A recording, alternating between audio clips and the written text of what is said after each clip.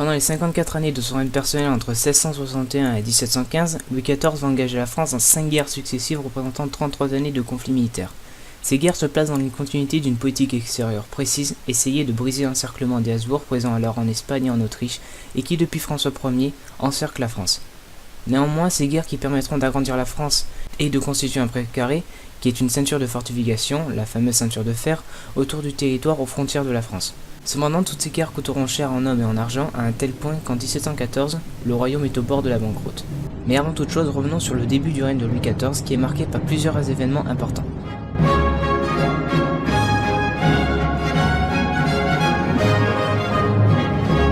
Louis Dieudonné est né le 5 septembre 1738 à Saint-Germain-en-Laye. Il est le premier fils de Louis XIII et d'Anne d'Autriche. Le royaume est alors engagé dans la guerre de 30 ans depuis 1635 contre les Habsbourg présents dans le Saint-Empire romain germanique et en Espagne. Louis Dieudonné n'a pas 5 ans lorsque son père Louis XIII meurt le 14 mai 1643, quelques mois seulement après le décès du cardinal de Richelieu. Anne d'Autriche, devenue régente, fait alors appel au cardinal de Mazarin, qui est aussi le parrain du jeune roi, et va contribuer étroitement à son éducation politique. Cependant, la période qui s'ouvre en 1643 est particulièrement difficile, même si les victoires comme celle de Rocroi en 1643 ou celle de Dunkerque et de Laon en 1647-1648 permettront de négocier en position de force au traité de Westphalie en 1648, la guerre contre l'Espagne va continuer encore pendant 11 ans jusqu'en 1659. L'année 1648 va voir aussi le début des désordres des frondes. La première fronde, dite parlementaire, dure un an, entre 1648 et 1649, et va forcer le jeune roi et sa famille, d'à peine 10 ans, de partir de Paris, voyageant ensuite dans les provinces.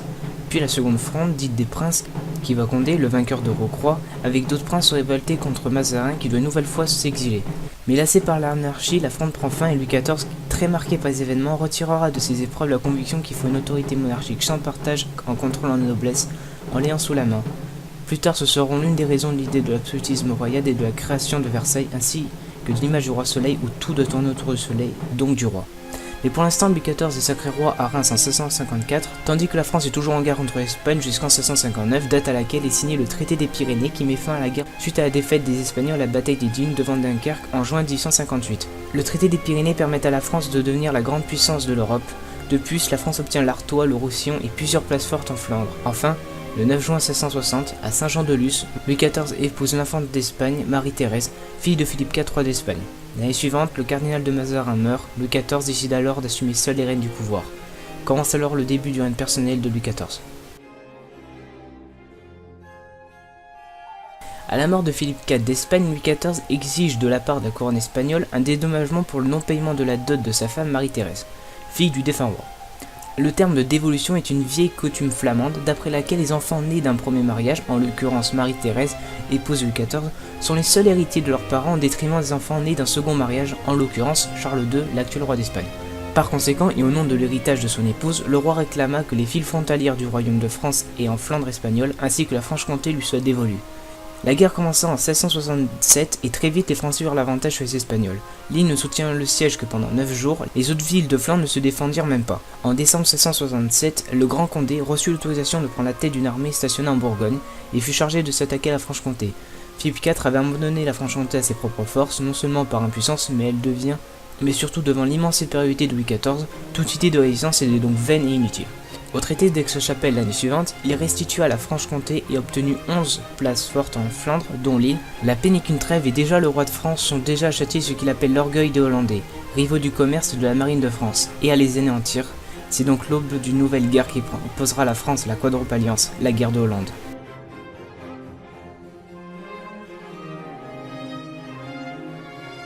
Après la guerre de dévolution, Louis XIV croit devoir se débarrasser de la triple alliance de la Haye de 1668, mais surtout des Provinces-Unies s'il veut continuer à conquérir des territoires espagnols en Flandre.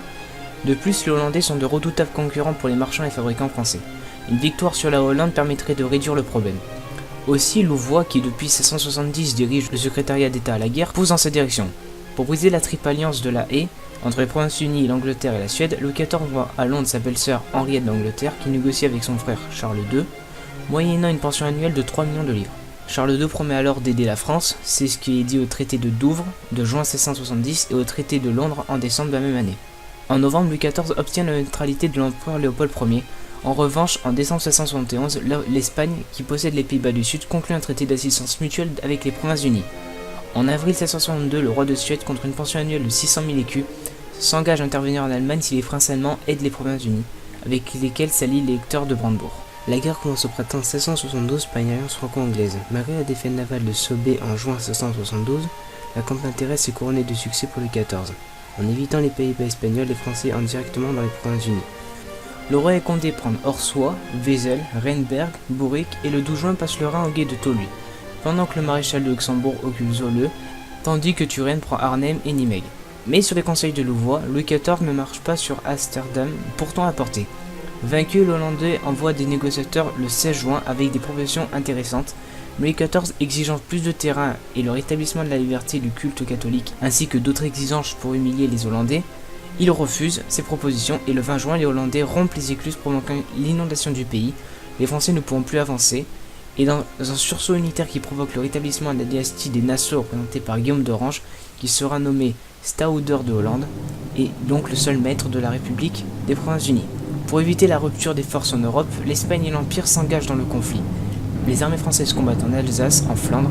En 1674, l'Angleterre se retire du conflit, ce qui force Louis XIV à évacuer les Provinces-Unies. Désormais, la défense des frontières françaises sera conduite sur 3 fronts, en Franche-Comté, qui est conquise en mai-juin 1674, aux Pays-Bas espagnols, où Condé remporte la victoire de Sénéfeu, et où plusieurs places, dont Saint-Omer, Cambrai, Valenciennes sont conquises, et en Alsace, où Turenne bat les impériaux à Turckheim en janvier 1664. Les premières négociations furent entamées en 1676 et durèrent jusqu'en 1678. Pendant cette période, les Français continuèrent à prendre des villes et de battre les coalisés.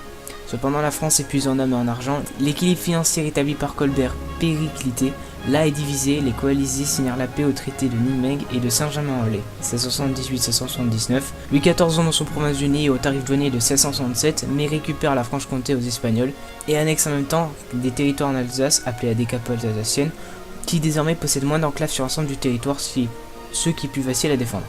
Le règne de Louis XIV est alors son apogée, néanmoins la France sort isolée du conflit puisque l'Europe se coalisait contre elle. Elle perd aussi Turenne qui est mort au combat en 1675 et Laurent Condé qui quant à lui prend sa retraite militaire après une longue carrière au profit de la France.